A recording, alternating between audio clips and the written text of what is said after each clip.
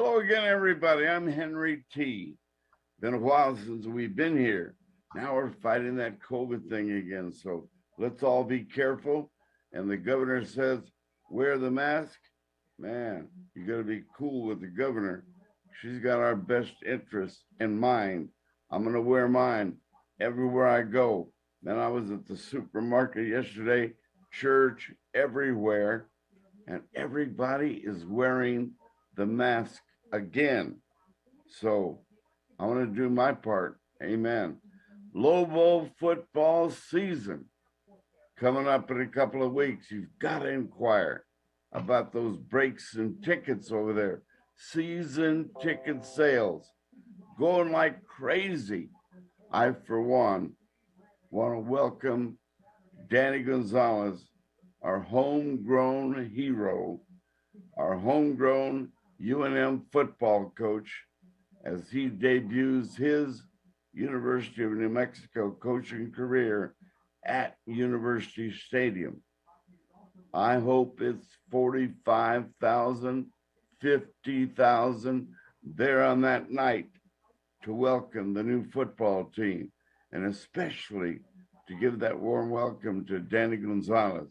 I'm going to be there. I'm looking forward to. I have my credentials to go in the press box, but I want to be out there with you in the stands and having a great time. Lobo football is back, and I hope it never leaves us ever again at that high level that we're so used to with Rocky Long. Remember when he was here, things just kind of fell to the wayside. Well, Rocky's on board with Coach Gonzalez as the defensive coordinator. I'm going to be there. I want you to be there. Let's all plan to be there. Mask or no mask, whatever is required, let's go down there, have a great time. Today, I'm excited about today. I told you long ago, we're not always going to cover sports. We're going to cover New Mexico's most interesting people, the achievers, the movers, and the shakers. And today we step into Hollywood, the potential of Hollywood. You're going to meet a young man right now, Jude Orozco, graduate of Valley High School, former athlete there, comes from a great family, an educated family, a fired up family. And this young man is fired up. You'll know by the tone of his voice that he loves what he does. Man, he's going to make Hollywood something special with that enthusiasm that this young carries.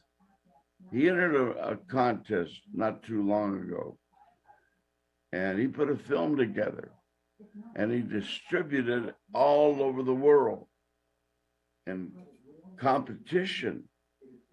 And wow, we heard recently that he won the competition from Albuquerque, New Mexico, Hollywood bound. He's humble, but he's excited.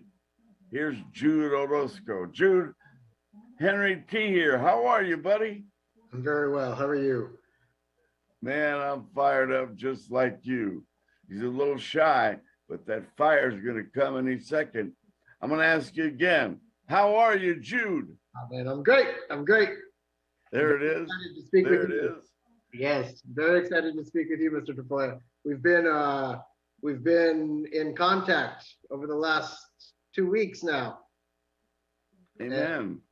And you're so busy getting pats on the back, it's hard to contact you, buddy.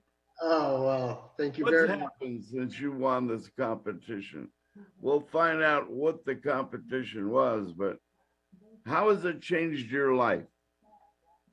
Well, I have been working on all sorts of filmmaking and just in the department of making films, in the industry of making films for many years. And this most recent film that you're speaking of has been very, very exciting. It was my first opportunity to direct a feature film, and so with that, I have been reaching out and talking to industry heads such as yourself, such as everyone else that I've spoke with, and I've also put it into the festival circuit, and that has been a really beneficial thing. It's been really great because we've seen some accolades.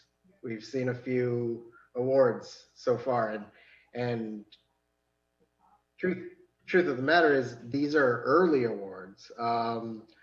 There's an extensive list of film festivals that I've put this film in, which that's typically the process when you finish a film and you have funding to do so.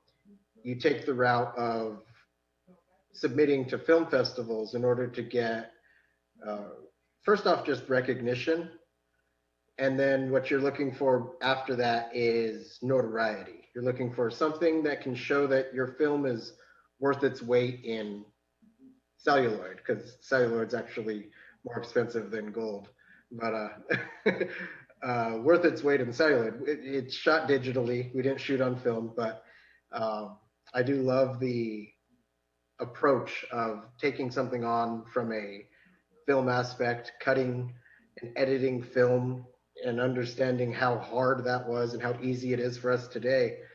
It's it's a very honorable thing to be recognized for, and I appreciate that very much. What's the name of the competition? Because I'm sure we have a lot of viewers who want to go put it on their computer, find out more about you and the competition. And since so much Hollywood has come to Albuquerque or New Mexico, Yeah. the big studios out there on the southern part of our city, wow, we're getting touched and bombarded by Hollywood for all of New Mexico's attributes out there at those big studios.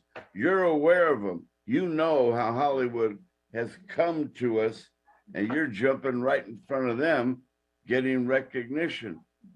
What competition was this, and how significant of a company or competition is it or was it? Yeah.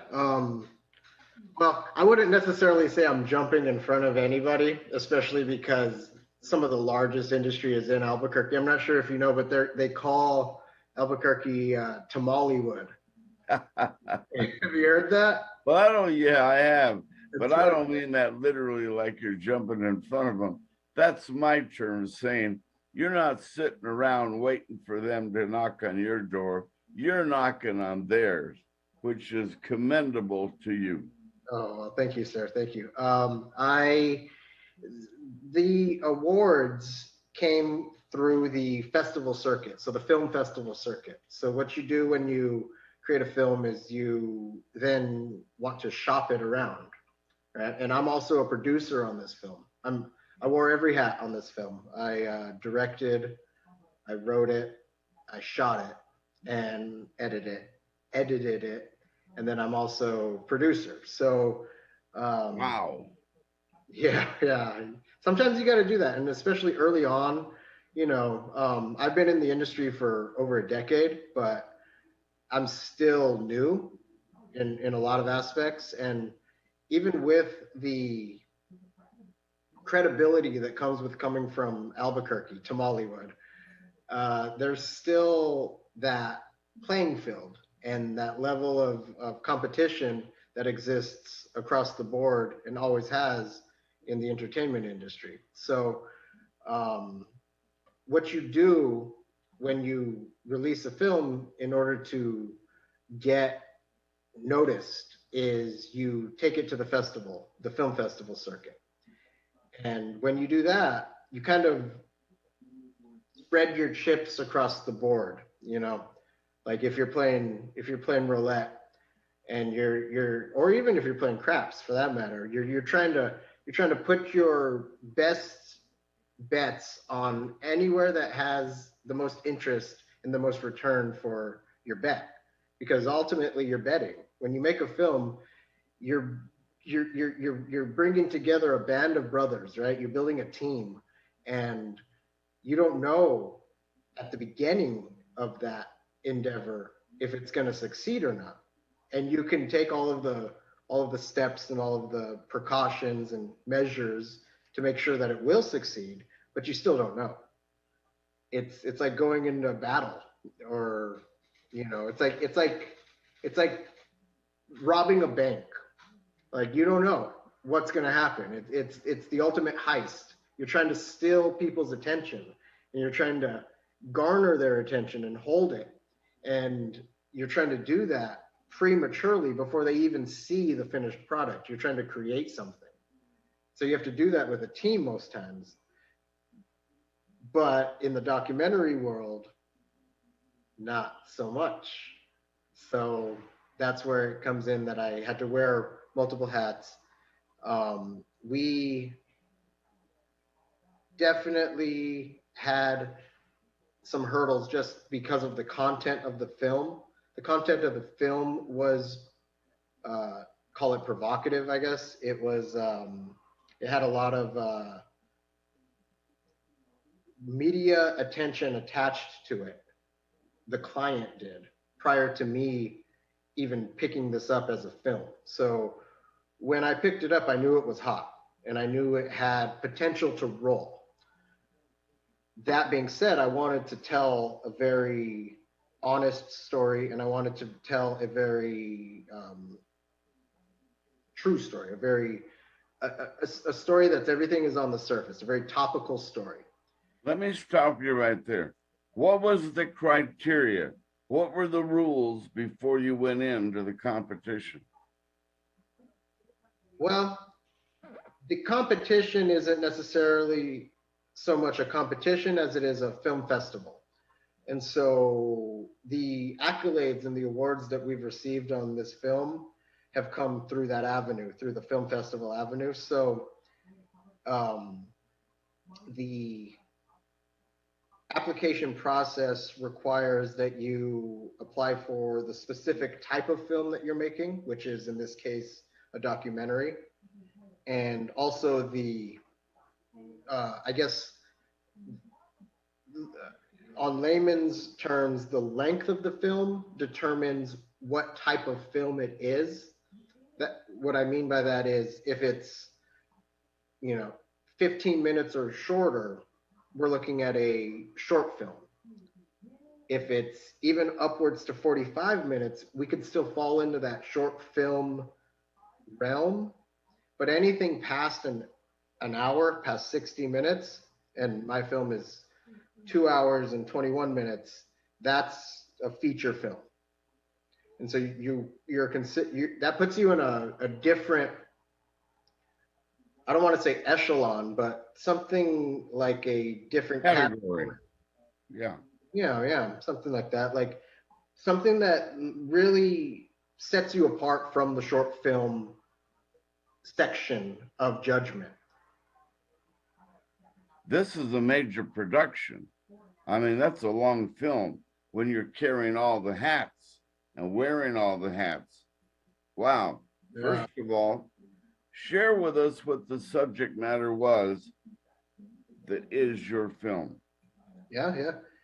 It's a film about food subsidies. And when you're a filmmaker, I'm sure you've heard the term sex sells, right?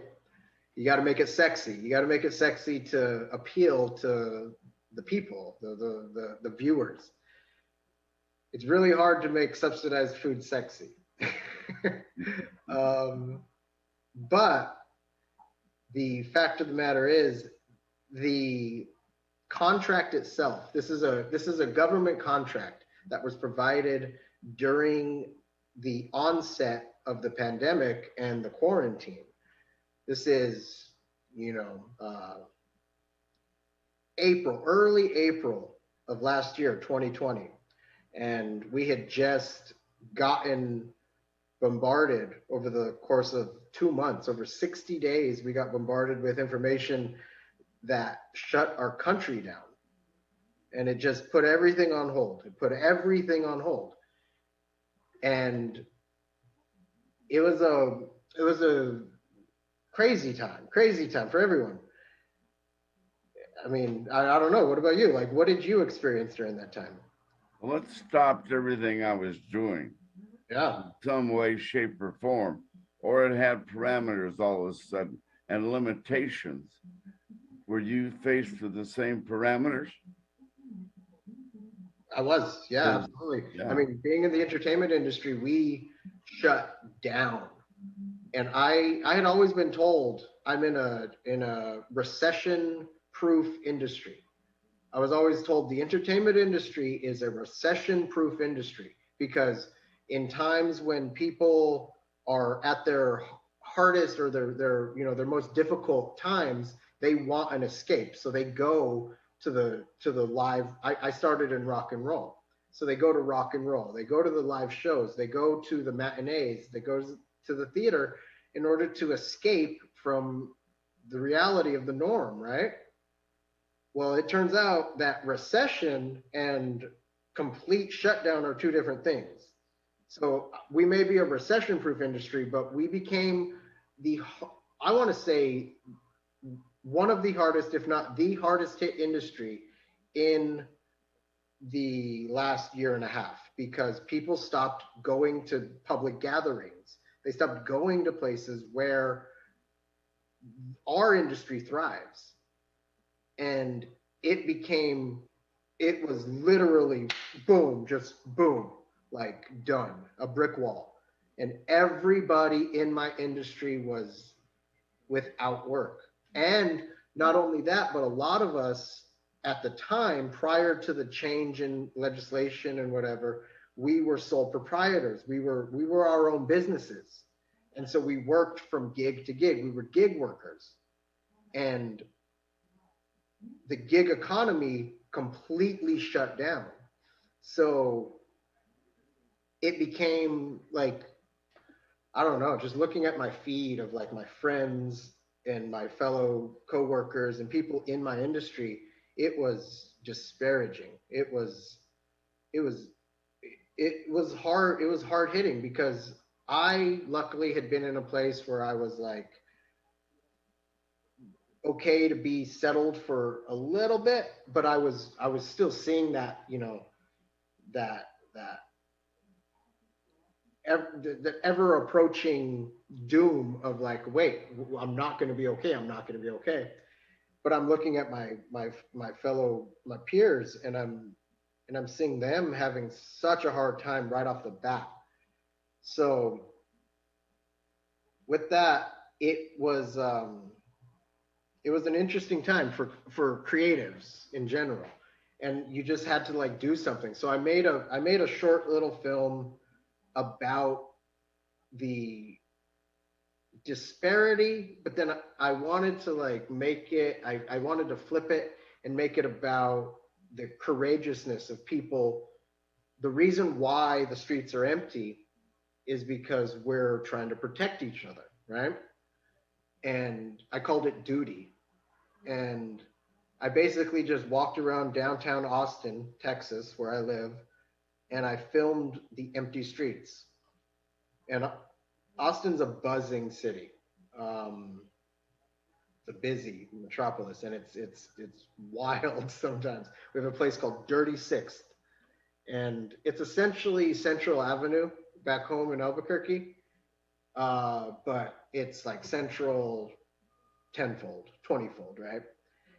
On Fridays and Saturdays, they shut it down because it gets so populated. It's like Bourbon Street or anything like that. Times Square, um, empty, no one, you know. So So get us through that. You obviously, it didn't stop you entirely. You battled right through the obstacles and kept pursuing your goal. Now, how did you eventually get there? well, I kept myself busy. You know, I shot this short film, and this film was literally just me shooting the empty streets. I put that out there, and people liked it. At the time, it resonated with a certain demographic, you know, basically every demographic of people who realized like this is a very interesting time. Things are different, right? And we're not able to go out and experience things. Why didn't you quit? Why didn't you bow down and say, okay, I'll wait? Why did you keep going? Hmm. Uh, Out of not going insane. I had the option to do other things, and other things were there, but I needed to make something. I needed to create, and I needed to continue to do what I had been doing prior to this moment when things came to a head, right? So I just shot for the sake of shooting. And it definitely worked. I don't know what I was trying to achieve, but ultimately it got noticed by a very good friend of mine. Um, we call him JD Garza out of San Antonio. And he had seen my little short film thing that I did, and it got some notoriety because it resonated with people. Like people felt what it meant and what it did. And he called me. He actually called a mutual friend of ours, my friend Matt Guthrie, wonderful filmmaker and collaborator with me for many years. And they had a project. They had something that didn't really, I don't know, it didn't like, they didn't know all of the details.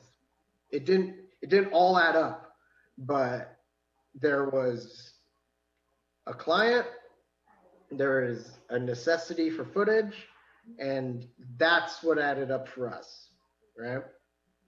So he called me, and I was in Alamogordo. We were just driving through, and there's a lot of vineyards out there and some cool stuff. And it was Saturday evening. It was like, I don't know, I want to say, given the time frame, probably like 6, right? So we're beginning to wrap up our evening. I'm out there with family, and my friend calls me. He's like, "How soon can you be in San Antonio Monday morning?" Wow. Yeah. I'm like, "Why? Like, what for?" And he says, "We got a client. It's this guy. He's getting a lot of bad press. He just received a large government contract, and this is this is to feed people. This is to feed families. And this is, like late March. I get this call to roll into April, and the the impact of the quarantine had already taken hold. I had a friend commit suicide in the first month and a half of quarantine because he ran a photo studio out of his home, and when quarantine happened, he had no more income, and apparently he was living bill to bill, and it took his drive, so yeah, things were real. And it was interesting to get this call because I wasn't in a place where I was worried yet, but I was also thinking like, how long is this going to last? And turns out it's lasted till now. So this gentleman who comes to your buddy with financial help, basically, is that what we're talking about? By Got proxy. a government contract? Does that mean that was financing? No, not for the movie by any means. That was financing for the contract, the topic of the movie, subject matter. So okay, so yeah, so the these guys, the client for me, they got a government contract, the seventh largest government contract in the nation for subsidized food during the pandemic. So what the former head of Department of Agriculture, Mr. Sonny Perdue, did, and so what happens is department heads shift when cabinet shift. So when it went from Republican Trump to Democratic Biden, Biden chose all new heads for all the departments, and that's not up for vote or anything. Like, that's per the cabinet. They get to pick those people. So Mr. Sonny Perdue left office when Biden took office. And I actually don't even know who the current head of Department of Agriculture is. I did read something about the person not having any previous farming background or whatever. Me, myself, I usually don't, these days, in the last couple of years, I usually don't take political preference or ideologies into what influences my judgment. I just kind of base things on like how people are and how, you know, what the evidence is. That being said, I've definitely worn my heart on my sleeve as a liberal, you know, and as being a creative, you kind of fall into that realm automatically. But I will say, Mr. Sonny Perdue was an incredible head of the Department of Agriculture. What he did was, so he's a former farmer. He's a former person of agriculture. He understands the farmer's needs. And basically what that means is he understands what is necessary to keep people fed. And when the quarantine hit, it hit so abruptly, and it hit in such a way that it shut down the four major industries of agriculture, which is live entertainment, hotels, schools, and essentially grocery. But grocery kind of doesn't even matter because these pay for over 60% of what agriculture provides for our community. And in order to keep the groceries full of groceries, these need to succeed because these three are the reason for industry. The rest is just because we can afford to do so. You know, we're not socialists. We're not socialists over here. We can afford to do this, so we do it based on this. This is all because of market and industry. And so when those industries shut down, they had to act quick because otherwise, so at the beginning of the pandemic, farmers were dumping milk so profusely that it would have offended anybody. I don't care if you're vegan. I don't care if you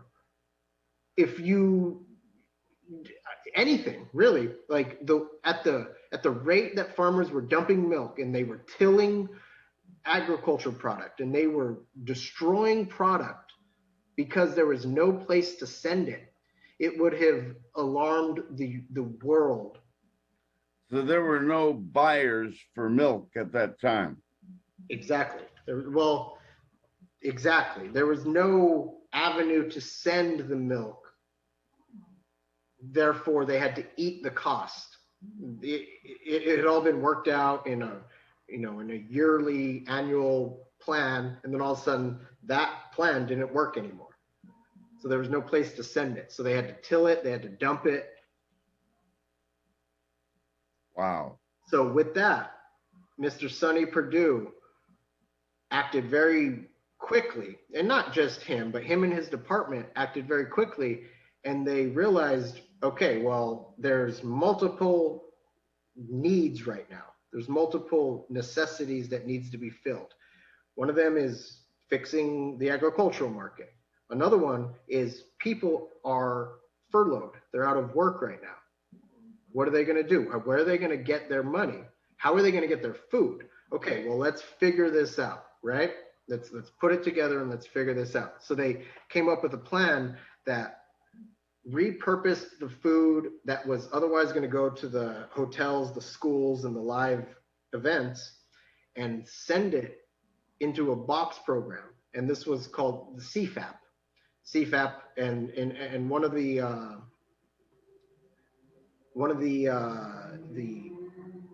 categories of CFAP was the Farmers to Families Food Box Program. And so what they were able to do was they were able to reallocate this food from the farmers, send it to 501c3s, food banks, and different religious organizations, any organization really, schools. A lot of schools took the food, and they were able to package it into boxes. And in this case, in the client's case, 25-pound boxes. And this happened in a matter of, I want to say like 5 to 6 weeks. The decisions were made, and it was pushed through almost across the board. There was like both sides of the aisle were for it, and it pushed it, and it made it. The legislation passed, and then it was voted into law or whatever. Not law, but like it was created. It was created as a government program. And when that happened, what they allowed, much like the way military contracts work, is they allowed for private companies to bid on the contract, portions of the contract. And that's where my client comes in. The subject of the film, the person that picked me up initially was a wedding planner. And he teamed up with a caterer, and Greg Palomino is the name of the wedding planner. And he teamed up with a friend named Iverson Brownell. And Iverson is a very successful chef and a very successful private caterer, as well as commercial caterer, and has experience in providing food for large numbers of people. So when these two teamed up, they leaned heavily on Iverson's connections and industry knowledge in order to get the ball rolling. But what they ultimately did was they were able to successfully achieve, what they received was up to $39 million.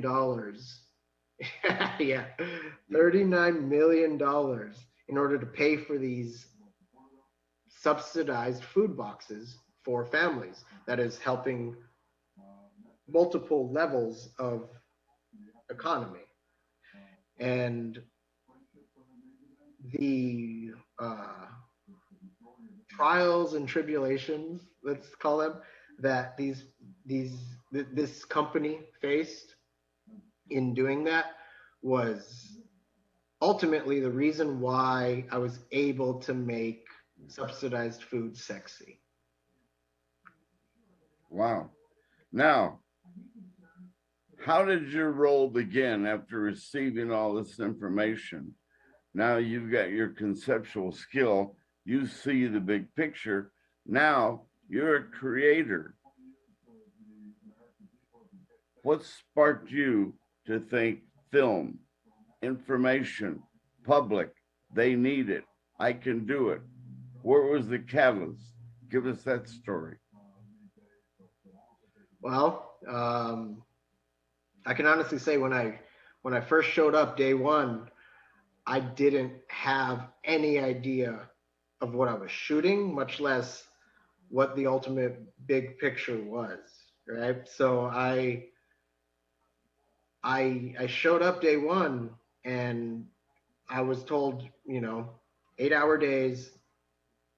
This is industry standard. So like anything past 8, overtime. So keep them to an 8, and just roll your camera when you think things are happening. And that's documentary filmmaking, right? That's like what you have to do. You have to be on your toes. You have to be able to understand where the story is and where it's not. But you also have to be able to get the footage of where it's not in order to tell a full story. So initially, what was the story? Yeah, initially the story was a guy got a contract and the local newspaper was giving him grief because he wasn't in the agricultural industry, he was in the, call it the entertainment industry, if you will. And they're like, how did this guy get this contract?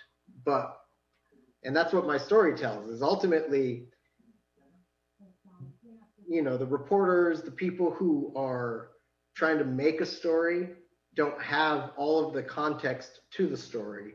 So they have to fill in the blanks where they see fit. And that's what happened from an early state in this process, even before I was brought on board. Well, essentially, this guy got this money to do something great, to save lives, to feed people, and you see this, and now you start from step one, following the story. Quickly take us through to where the story started really developing and meant something. So the government contract was broken into phases. So there was phase one, and phase one was through the month of June of 2020. It was 45 days. So it went into the last few days of May and ended on June, the last day of June. And it was a 45-day contract that they were granted. And in that 45 days, they were tasked with doing up to $39 million. That equates to however many boxes, 750,000 boxes of food provided to families. All the logistics that went into that were what I was filming on a day-to-day basis. But when it really got serious, when it really got like, okay, this is turning into something, was around June 15th, I want to say, maybe June 12th. The USDA had reached out directly to the client and told them that they're not moving fast enough. And if they don't do something, they're losing their contract. This was a Friday, and they were like, if you don't do something over the weekend, you're losing your contract Monday. And so that was interesting. And that's in the film. But this is all news to me. I'm still learning what this contract is even about, much less understanding the levels of scrutiny that they're under. So I'm just there, a fly on the wall. That's what I kept calling myself. I just kept saying to them every time that they were like, why is Jude here with a camera? What is this camera for? Because they're worried about so many things. They're worried about getting this thing moving, and that's a $39 million contract. And I'm worried about documenting that. And I'm learning as I go, and ultimately I'm so well informed that I'm part of the team. Well, I'm going to tell you right now, your subject right now, if Denzel Washington would see the script, he'd be bored to tears. Yeah. I'm trying to get in there with you to find out, gee, you said it earlier, it's not sexy. The story is blah, but it has an ingredient of life or death. We need this food. We're in a pandemic. And this guy's got till Monday. There's some drama now. You got till Monday to do something or the contract ends. You're documenting every word. Now, make it sexier for us. Okay. Well, how's this for sexy? The local newspaper, in some way, some facet, I can only guess as to how they have these connections, but they have them. They have direct affiliation with the local food banks. And the local food bank to where this took place, the San Antonio Food Bank, had a very interesting relationship with the client. And it became such that the client, they ultimately had to sever ties with the local food bank, because what had been going on was through the industry itself, which had seen a hit because of the pandemic, but also saw a hit because they bid for this exact same contract. And the way that the government contracts work is you have a winner and you have a loser. Somebody gets it, somebody doesn't. So when somebody gets the contract, they're taking away from the people who don't. Business. Ultimately, it's business. But what it amounts to is that these people who didn't get the contracts, who had been seeing this government money, let's call it government cheese, right? This government cheese rushing in over the course of decades and years and however long they've had these relationships, all of a sudden they didn't see that money coming in. They acted accordingly, and lobbyists were involved, and the media obviously was involved with the local media, and this got all the way to Politico. This was on the New York Times website, and things got heavy. And what happened was they started lobbying against this company, saying that they weren't worthy of this contract. They didn't deserve this contract. Back home, let's take it back to where things are actually happening, where I am, boots on the ground with a camera. None of that mattered, because what these people had to still figure out was how to get this food to people, how to reallocate this money to then reallocate this agricultural product in order to turn it into food for families. So all that ultimately did, when people started closing doors, and that's what happened, was doors kept closing everywhere, every avenue, is they just made it harder. They just made it harder. They made the hurdles more extravagant and bigger and bigger and bigger for this little company that was just trying to step up and do something when people were furloughed and stuck at home. They made it harder. And Jude, do we have enough preface to run the trailer right now? Yeah, I think so. Honestly, I think the trailer speaks for itself. Preface and introduce the trailer. I have not seen it yet. You know it well. So you introduce it right now, and Jimmy will roll it. Okay. Is this the trailer or the? You want the preview or the trailer? Let's do the trailer. Okay. Trailer I released back in October.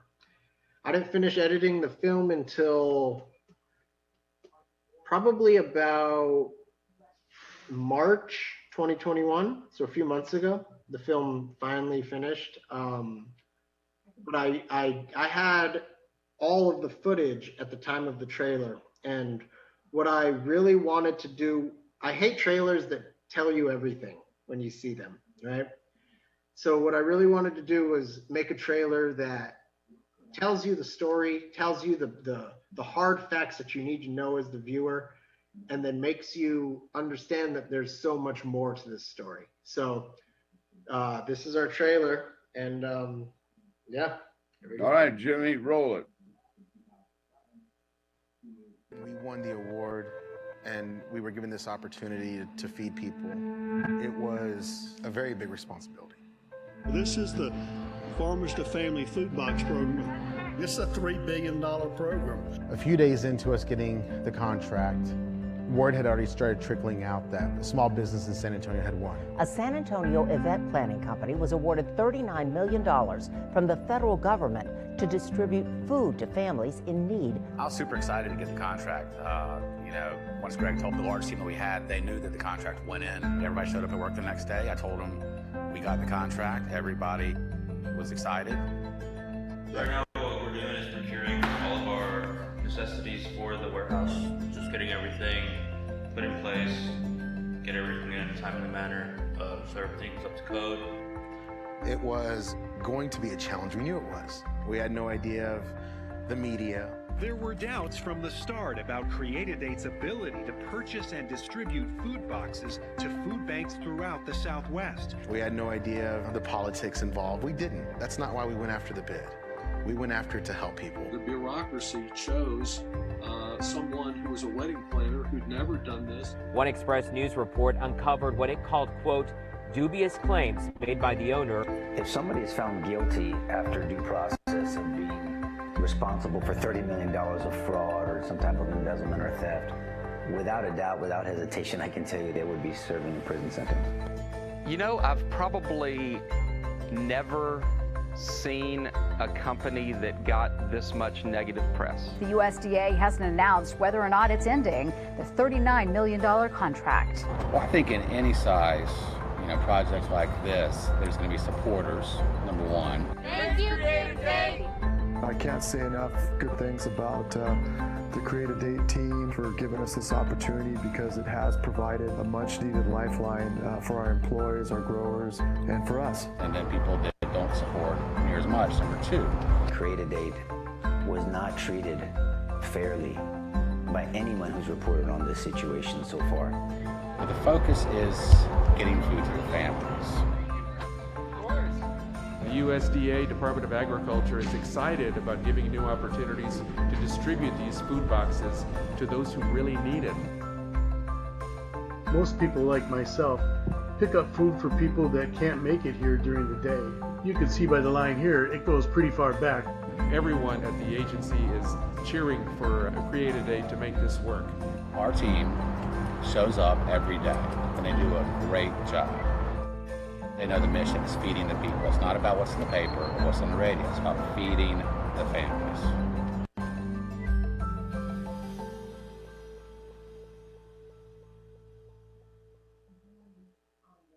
Wow, congratulations. Thank you, sir. I mean, I'm going to tell you, I would have given you the award because that put life into something that really wasn't all that exciting, yet it was necessary. Yes. You read the necessary with a capital N. And give me a guesstimate. How many lives did this program aid or save?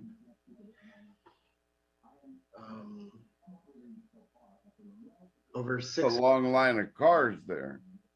Yeah.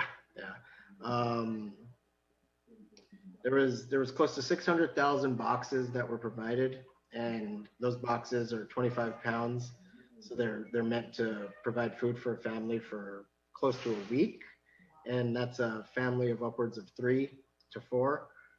So I want to say over 1 million. I don't know. I mean, over 1 million people were affected. See, that is substantial. That is huge. You have the, as I'll say again, you saw the picture, you documented it, you made it into a documentary or a long film. I give you a high five and then some for seeing the story, for depicting and getting everything out of that story that had a human element to it.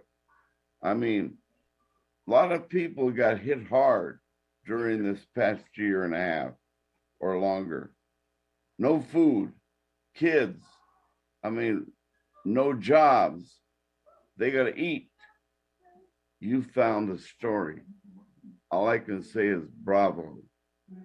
What happened soon after? You had everything filmed, you had narration, You have all the sound bites. Now you got to go into the editing room. Yeah. Wow. Yeah.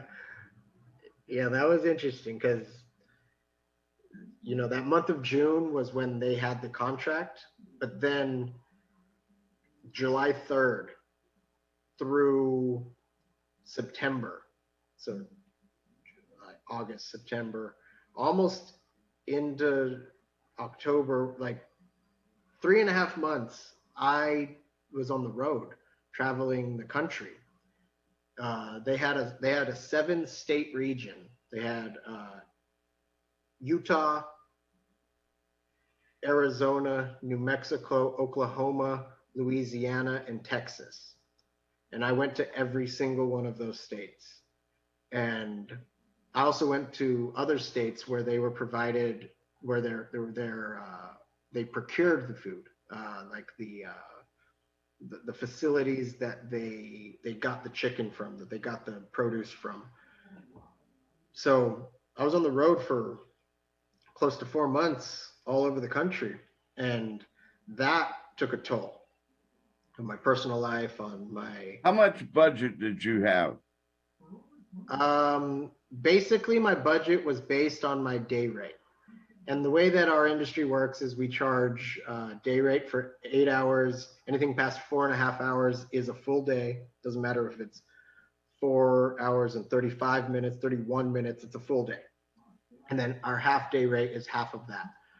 I was charging industry standard rates according to the unions. I'm very pro-union. I'm a IATSE card holder in New Mexico, and have worked with the local here in Texas a few times. And, the film industry doesn't happen without unions. And I just want to say that unions are key to making sure that an industry like the film industry succeeds and prospers, because there's so many departments and there's so many people and there's so many hours that can get disregarded if it wasn't for business agents, and if it wasn't for contracts, and if it wasn't for unionization in general. I mean, both my parents work as civil servants. My dad's a firefighter, my mom's a teacher. And they're both part of unions. And unions are incredibly important for keeping things moving. And that goes for the entertainment industry as well, for the things that people don't want to think are important, but are important. Like I said early on in this, we're supposed to be a recession-proof industry. What was it about this film that grabbed the judges? Because right now, I understand how necessary it was. But you're a hero. You contributed in saving a lot of lives during a very difficult time in our country's history. Wow. If I had you right here, I'd give you a high five and a low five and a side-by-side five, because you're a hero, Jude. And I don't know where this film recognition, your awards, and you being crowned the champion is going to take you. But if you can put a film together like this, man, you can do a Denzel Washington film, snap of your fingers. How difficult was this?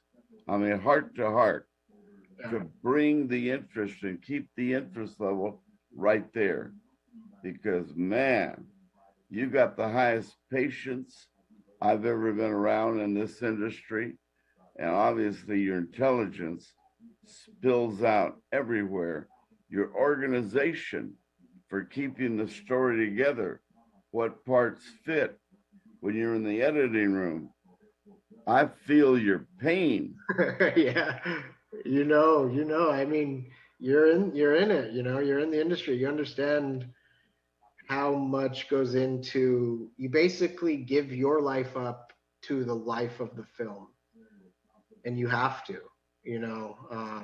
there was times when it interfered, many times where it interfered with my personal life. It interfered with my professional life. I didn't take a project the entire year. this film was my only project. Now, granted, they, production took care of me very well, and because they knew what was at stake, what we were doing. And I was just very fortunate to have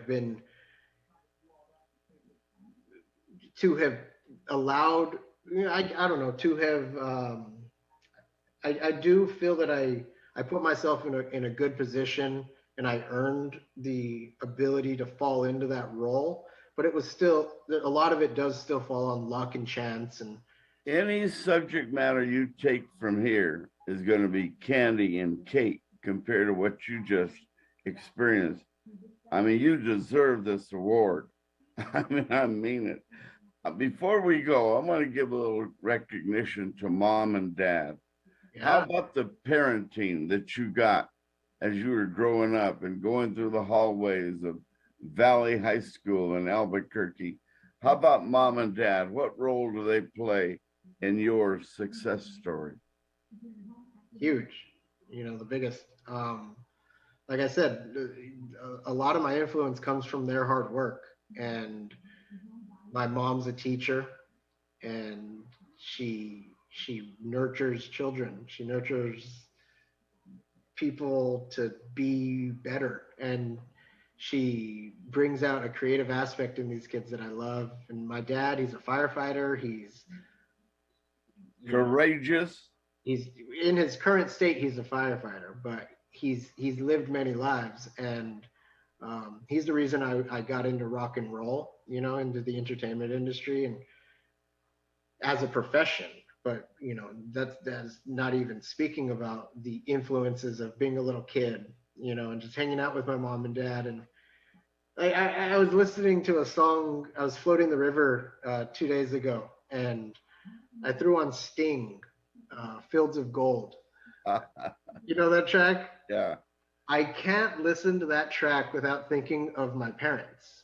And that track just, I don't even know really what the lyrics are about. He's like, field of barley and, all this. Where do you go from here?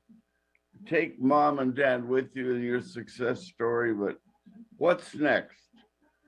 Is Hollywood knocking on your door literally?